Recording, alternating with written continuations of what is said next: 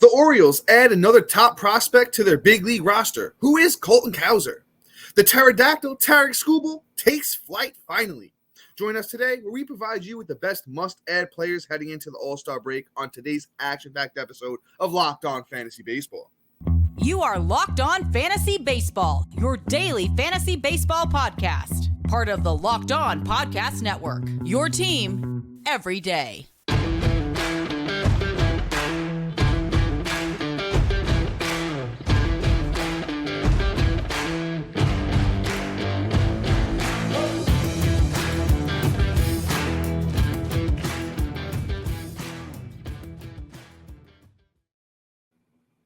Hello, fantasy baseball fanatics, and welcome to the Locked On Fantasy Baseball podcast, brought to you by the Locked On Sports Network, your team every day.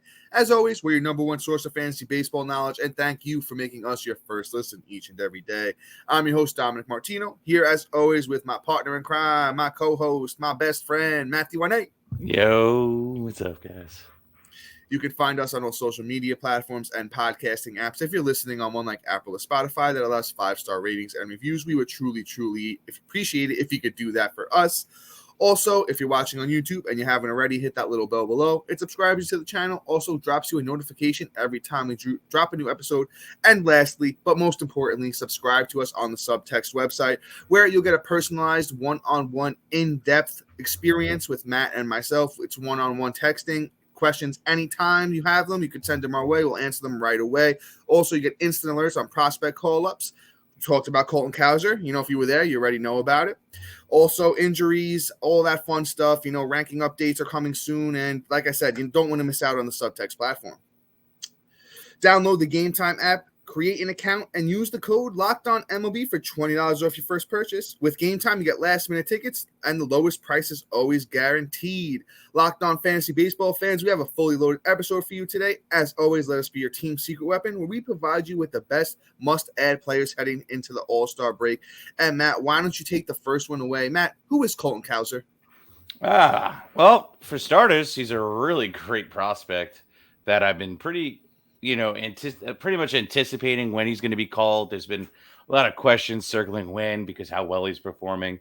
And he finally did get the call with, a wonderful 2023 campaign in the minors with 203 at-bats, 54 runs, 10 doubles, a triple, 10 bombs, 40 ribs, 7 stolen bases, 48 walks to 60 strikeouts. Great walk-to-strikeout ratio with the 330 batting average.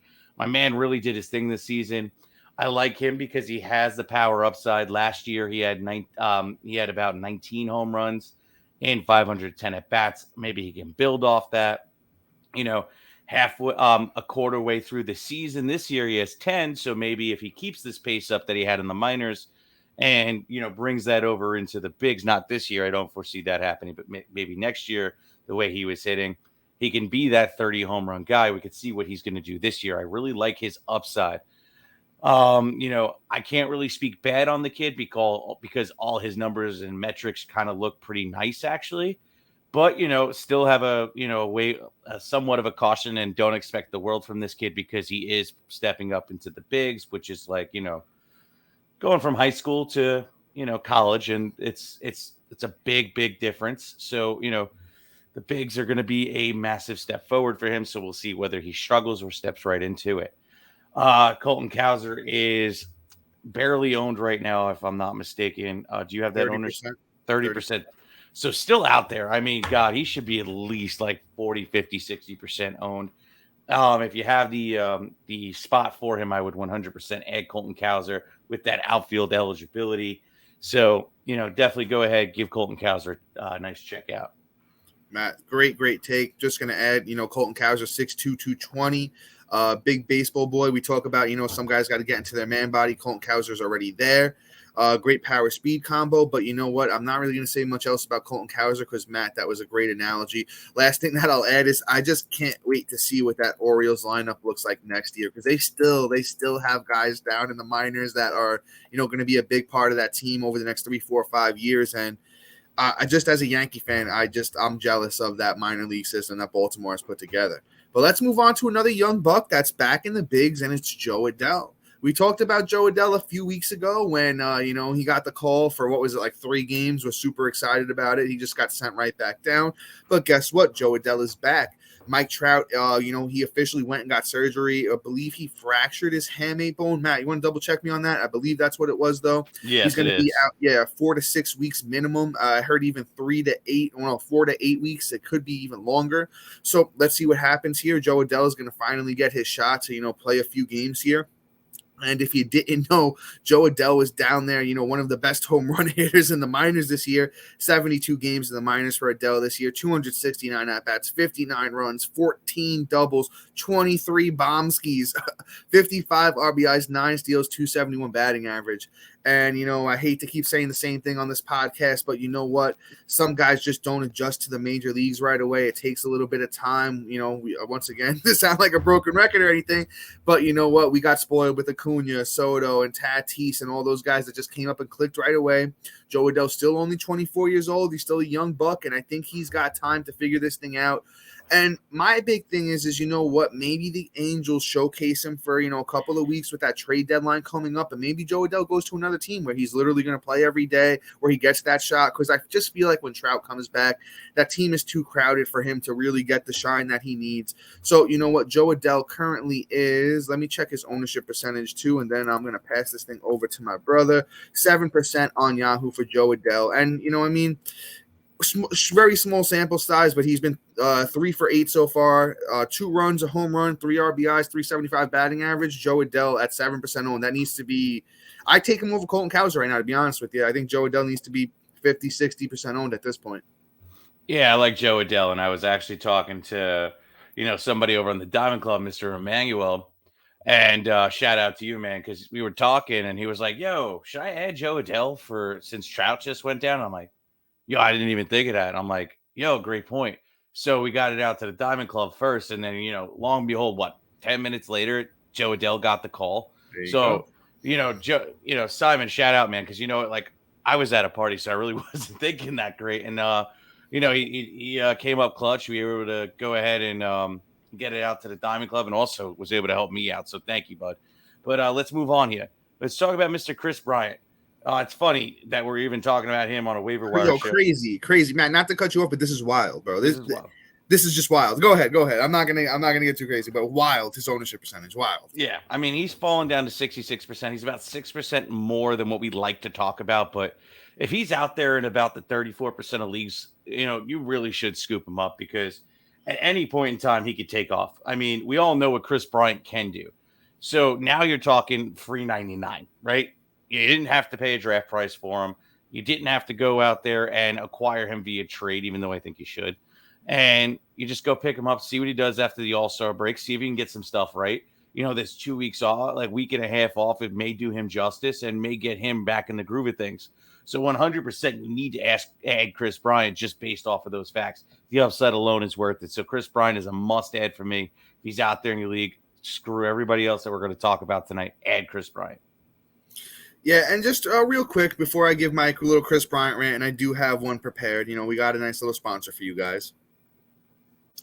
Have you ever tried to buy tickets to see your favorite artist or sports team and wound up being stressed out by how much of a hassle it can be? Buying tickets to your favorite events shouldn't be stressful. That's why you need to go check out the Gametime app. Gametime is the fast and easy way to buy tickets for all the sports, music, comedy, and theater near you. With killer deals on last-minute tickets and their best price guarantee, you can stop stressing over the tickets and start getting hyped for the fun you'll have. Using the Gametime app is super rewarding with flash deals and last-minute tickets, easy to find and buy tickets for every kind of event in your area, images and views from the seats you'll be sitting in, lowest price guarantee, and event cancellation protection. I mean, there's a reason why it's the fastest growing ticketing app in the country. Download the Gametime app, create an account, and use the promo code LOCKEDONMLB for $20 off your first purchase. Terms apply. Again, create an account and redeem the code LOCKEDONMLB for $20 off your first purchase. Download Gametime today. Last minute tickets and the lowest prices always guaranteed. And real quick, everydayers and new listeners, we've got exciting news for you regarding our podcast. Matt and I are thrilled to introduce our new campaign on the Subtext website, where we'll be offering a personalized and in-depth experience just for you. By subscribing to Locked On Fantasy Baseball on the Subtext website and becoming a member of the exclusive Everydayers Diamond Club, you'll gain unlimited direct access to us through one-on-one texting conversations. As part of the Diamond Club, you'll receive instant alerts and expert opinions on prospect call-ups, injuries, and detailed waiver wire recommendations. But that's not all. We'll also be promptly answering all of your fantasy baseball questions, and we are always here for you on the Diamond Club to talk about baseball whenever you want. Subscribing to our Subtext service will give you a significant advantage over your competition and greatly increase your chances of winning an Everydayers championship. You can find the link to subscribe in the description of this video, podcast, and on our link tree, which is available in all of our social media bios. Don't miss out on this incredible opportunity. Sign up now for a free 14-day trial with Matt and I by your side. Will help you bring home that coveted Everydayers championship. Join us on Subtext today. All right, guys, I'm back here. We're back talking fantasy baseball. You know, we got a lot of great names up and coming for you. Should have teased it a little bit earlier. I'm going to do it now anyway. We got that catcher from the Mets that, you know, is kind of starting to figure things out. As always, I swear I'm going to talk about the Pterodactyl until he's like 70, 80% on because it's getting crazy at this point. And then we got a pitcher trying to make a comeback that everyone, you know, you got to have him, you know, in your head at this point because, you know what, there's top 15, top 20 upside potential for this pitcher. But let me do my Kris Bryant rant real quick. I'm going to try and keep it short, sweet, and to the point. The thing with KB is, you know, the last 2 years have been super injury prone for him. And, you know, he's never really got the chance to, you know, get some consistent run here with the Rockies. The Rockies as a team are starting to get healthy. They got a bunch of those young prospects up there, you know, that are doing their thing. And I think with KB, you know, he's been hitting second. Looks like 4 out of the 5 games he's been back. He has two hit games during that time. He's got a homer already. So it's good to see that power, you know, at least, you know, coming in for a KB. The homer didn't even come at, you know, Coors. It came in Houston. So I just think at 66% owned, if KB's out there in your league, you got to add him at this point. We all know, you know, Kris Bryant is a great hitter over his whole career. He's a career 278 hitter. He's got good plate discipline. I think in Coors, if he can really like figure this thing out, he can hit, you know, around 280, 290 the rest of the way, but just give, you know, KB the chance at this point. And Matt, why don't you grab this next guy? Because that's a lot of talking over here for me. Just add Kris Bryant if he's out there in your league. I think it's crazy he's only 66% owned. No worries, man. You know, you got a little sweat dripping up your head for how much talking you were doing, man. Yes, sir. Yes, sir. All right, let's move on. Let's talk about Mr. Francisco Alvarez. You know what? This is something that we keep talking about him. He's about 35% owned. 1 minute you drop him, next minute you pick him up. But here's the thing, right? At this point, for me, if you own him, he's a hold. If you drop him, you might want to scoop him back up because he's hot again. This last week, 4 runs, 3 bombs, 4 ribs, batting .263. Francisco Alvarez has never been a prime example of batting average. Like, this is just not his thing. You know, in the minor leagues, he hit, in 2022, 286, which is nice, but whatever. I'm sorry, 370. Oh, God. I'm sorry, I'm reading the wrong category. 260, 272, and he got lucky in 2019 at 319, at 312. Like, what guys that hit about 260, 270 in the minors, essentially, when they get to the bigs, especially when they're first adjusting, really struggle with, you know, putting the bat to the ball in terms on a consistent basis, right? Francisco Alvarez could smack the laces off the ball. That's never a question. It's just a matter of how consistent he's going to be hitting the ball. So you're going to have these dip weeks like last week where he looks like an absolute caca-doo-doo, and I get it. And you want to drop him, but the thing is you can't pass on it because at any given moment this kid could light it up and, you know, put you over the top because catchers aren't going to give you production that Francisco Alvarez is going to do. So I feel like right now he's only rostered about 35% of the leagues. I keep stumbling. Jeez. So, you know, I think that he should be added in a lot more leagues because quite honestly, like catchers aren't really doing it this year. There's only a few that are even serviceable. And if you can get a catcher that's somewhat going to just like nuke a week for you and completely win it and put you over the edge, Francisco Alvarez could be that extra step and somebody that's very valuable come down the stretch when we try to make the playoffs. You know, yeah, he might kill your batting average, but what other catcher isn't killing your batting average in this league right now? You know, you can name like 3, 4 max. Everybody else is doing the same thing this kid's doing. So just let it be. Let Francisco Alvarez ride that spot, and when he takes off, celebrate. And when he's not, just ignore it because it'll bounce back the next week. So add Francisco Alvarez. Let's get him up to about 60% owned. Yeah, man. I feel like they're a good take, but I feel like you're selling them a little bit short. That last week for him was actually pretty solid for Alvarez. 4 runs, 3 homers, I know, I read that. 4 RBIs. He had 263. And he's holding his own, doing pretty good. It was the week before. Yeah. No, I mean, he's looking pretty good. Last 7 days, those stats that I read off, he's looking pretty good. So with Alvarez, though, he's still only 21 years old. It takes time to get adjusted, as we were talking about with some of those other young bucks at the beginning of the episode. I think the kid's going to be, really, really all-star caliber player in 2 to 3 years. He's strictly a power play. He's not going to help you in batting average right now.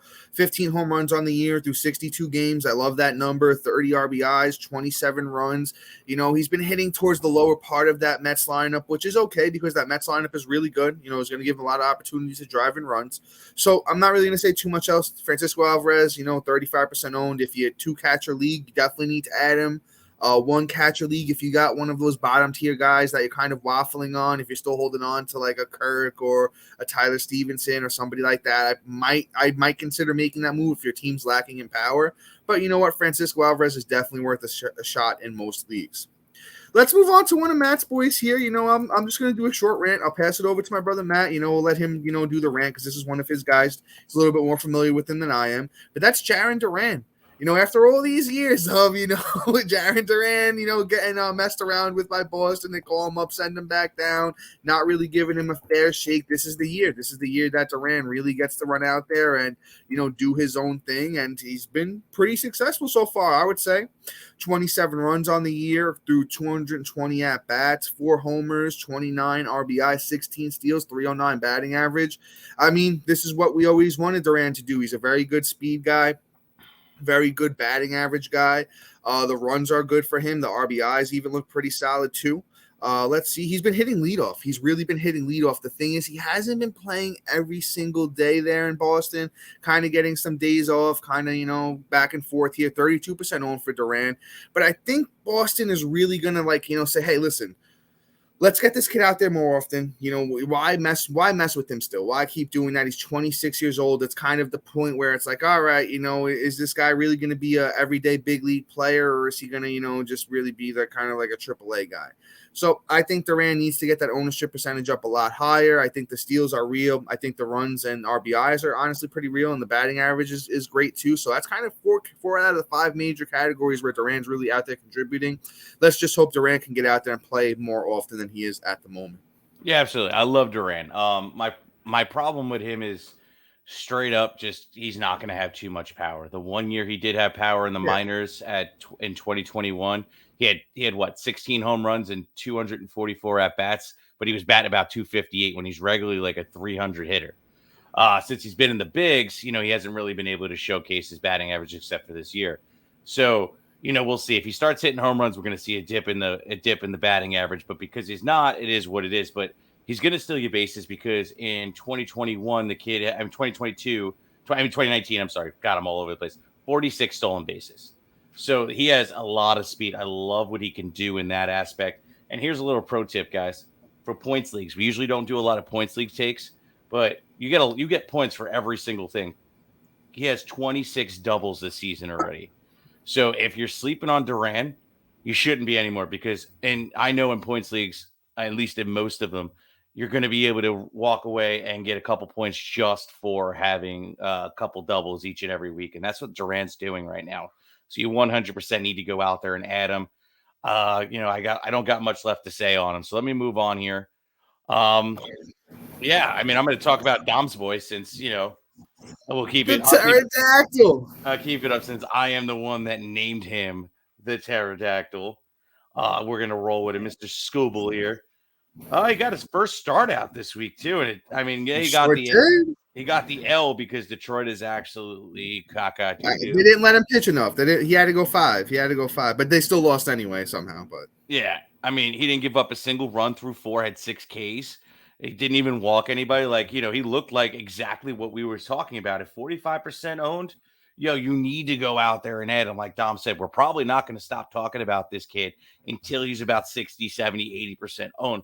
The Pterodactyl needs to fly on that team.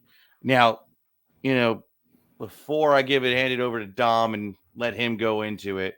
We got somebody that's going to be whoo banging all the way through. We got a Baltimore pitcher, and somebody we're hoping for a redemption streak tonight, and we'll find out. And our takes will either look stupid or great, but we'll find out after this. All right, we're back, Dom. Go ahead, take it away, sir. All right, guys. Let me try not to get too excited here. I'll be honest with you guys. I'm on my second beer, and I don't drink a lot, so I'm feeling it a little bit over here. But Skubal, man, Pterodactyl, he's back. I watched a little bit of that outing. No hits, no walks, 6 strikeouts through 4. He's still building up that pitch count a little bit. He threw 57 pitches. So we might not see him start to go deep into games until maybe 3 starts from now. But that's all right. You know what? Let him build up. He'll be an asset for you during the fantasy playoffs. He had that, breakout year last year before he got hurt.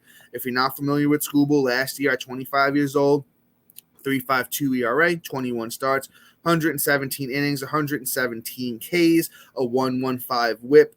And we don't really get too much into the crazy stats around here, but, we do talk about FIP, fielding independent pitching. It's an ERA indicator, kind of shows you where their ERA will trend towards rather than where it is. And it was a 2.96 FIP for Skubal last year compared to his 3.52 ERA. So he was pitching, even better than his ERA showed. I just think at 26 years old, this maybe not this year's the breakout, maybe it comes next year, but he's on his way. Tarik Skubal's on his way. 45% owned on Yahoo. He's up 14% this past week, so it's flying up, guys. Now that he's back, you don't even have to stash him on your IL. If you guys have questions for us, like I said, sign up for Subtext and we'll answer. If you want to say, hey, should I drop this guy for Skubal? Go to Subtext. You'll get that information from us right away. But you know what? We've talked about Skubal so much recently. I'm just going to keep things pushing here, and I'm going to move on to our next guy. And in my most Ric Flair way, let's talk about Bryan Woo! And, man, this guy's been sensational so far. Honestly, it's just that first bad start. And otherwise, Woo has been very, very good. 38% owned on Yahoo. Those numbers are starting to look good on the year. 28 innings, 39 strikeouts, 4.08 ERA, a 1.15 whip. And it's just that first start. He gave up a bunch of runs against Texas. And who's not giving up a bunch of runs against Texas right now? Everybody is. After that, a lot of good starts. Man, he went up against, the Yankees. Honestly, not all these teams are that great, but, he did good against the Angels. White Sox, 9 strikeouts, 5.2 innings, 2 or 3 runs. His last outing, 7 strikeouts at San Fran, gave up a couple of runs. I just think Bryan Woo is a very good underrated pitcher. Definitely a guy that you could add to, the end of your pitching staff. He'll do good there in Seattle. Not really too much left to say. He actually was pretty good in his minor league career as well, to be honest with you. I think this guy's just been kind of underrated throughout, his whole career pretty much. And then even in minors, 2.05 ERA, 9 starts, 44 innings, 59 Ks, 0.88 whip for Bryan Woo this year. He's 23 years old. Kid is coming into his own. Add Bryan Woo, honestly. He's right under Skubal for me. They're like 1A, 1B. Yeah, no.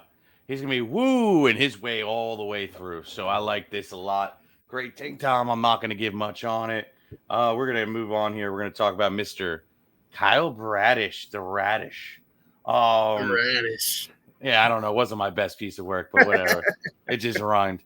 But, I mean, he went out tonight, still going, actually, through 4 innings. He's got 5 Ks already, no earned runs, and a sub-1 whip. He's been really solid over the last couple weeks, last 2 weeks, 13 innings pitched. He's got the win. He got a win, 14 Ks, a 2.08 ERA with a 0.92 whip. Like, he's looking great. His total year numbers are great too, through 78 innings, 4 wins, 74 Ks, 3.58 ERA, and a 1.21 whip. And on the month, he's got a 2.70 ERA. So, like, Bradish is somebody you should be adding. The pitching landscape has been horrendous. So, like, if he's available in your leagues, you probably should consider adding him. He's 50% owned.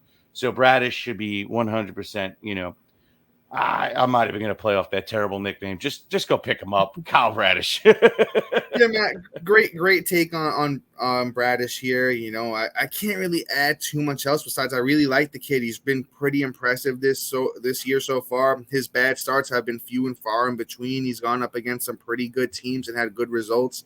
Against Tampa on June 20th, Bradish went 5 innings, got the win, 8 strikeouts, gave up a few runs, a 120 whip, which is totally respectable. And this guy's got to be, like Matt said, way closer to 100% owned than 50% owned where he is right now. He's still 26 years old is, like I said, for Duran, kind of that, hey, all right, is this guy going to be a big league player or is he going to be, a AAA kind of guy? And Bradish came out there and proved himself so far this year. So definitely add him, Kyle Bradish, starting pitcher, Baltimore Orioles. Let's move on to the big name of the night. Honestly, I think there's a lot of interest in this name, and it's Alek Manoah. Alek Manoah is coming back. He's actually starting tonight against Detroit. It's before Matt and I are recording this, so we don't have any results yet on the night for Manoah. But over Manoah's last big league start, he looked pretty good. He 3 hits, 3 walks, 10 strikeouts over 5 innings. He surrendered 1 run, and I mean, it's looking better. But the thing is like the starts before that, there was a start where he gave up like 11 runs, and it was just kind of a lot of up and down for Manoah in the minors on his way back to the bigs.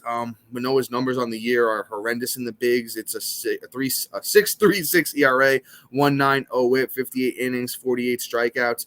I was down on Manoah coming into the year. I had him like outside my top 20 just because he looked out of shape. He didn't look like himself in spring training. I think the guy's up to like 290. Hopefully they got some fitness stuff going on with Manoah while he was there, training down in the minors, and I believe he was at their spring training facility, working out, training before he got into that minor league rehab assignment. And let's just see where it goes. He's 65% owned. He's 60. I know it's a little higher than we normally talk about, but you know what? If Manoah's out there in your league, I think he's worth that last, pitching spot on your roster just to see where this thing goes. And worst case scenario, you're paying nothing for him off the waiver wire. You just cut him if the thing doesn't work out for Manoah. But worth one more chance to see where this thing goes.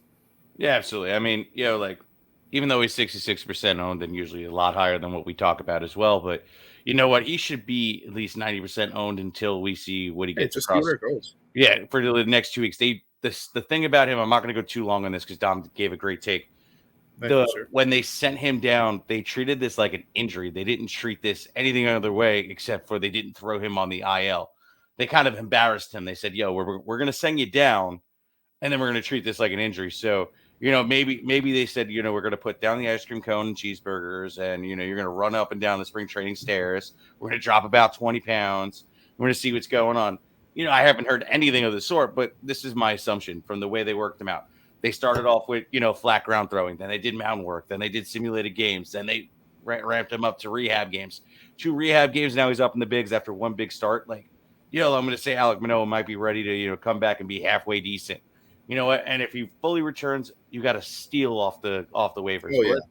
So, that's my little rant on why I'm supporting this. But let's move on here. Besides Alek Manoah, we got one last guy yet, Seth Lugo. Lugo has had a solid year. I'm not even going to lie. Not a K per 9 guy, but not too far off. 63 innings pitched on the year with 59 strikeouts, a 3.39 ERA, and a 1.24 WHIP. Solid numbers over the last month, 22 innings, 21 strikeouts, 2.05 ERA with a 1 WHIP. Like, Lugo has been solid. Lugo pitched yesterday, which is Tuesday for us, 2 days ago for you guys.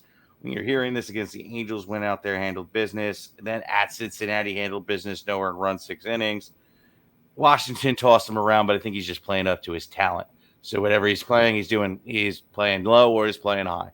Said Lugo, I think at this point, based off of the way he's playing at 33% owned, there's no reason you shouldn't add him based off of the pitcher landscape that I keep talking about is so putrid.